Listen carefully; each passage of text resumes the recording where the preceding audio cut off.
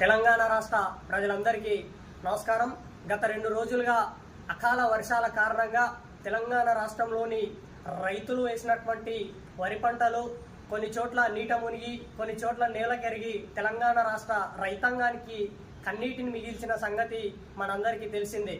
ఎద్దేడ్చిన యువసం రైతేడ్చిన రాజ్యం బాగుపడదంటాం. ఈ రోజుకి పంటలు కోతలు ప్రారంభమైనప్పటికీ తెలంగాణ రాష్ట్ర వ్యాప్తంగా పూర్తి స్థాయిలో ఐకేపీ సెంటర్లను ఏర్పాటు చేయకపోవడం అనేది సిగ్గుచేటు.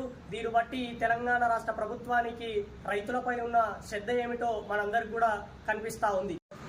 వెంటనే రాష్ట్ర వ్యాప్తంగా ఐకేపీ సెంటర్లను పూర్తి స్థాయిలో ఓపెన్ చేసి రైతుల నుండి తడిసిన ప్రతి గింజ నుండి మొదలుకొంటే చివరి గింజ వరకు సేకరించాలని చెప్పేసి డిమాండ్ చేస్తూ ఉన్నాం.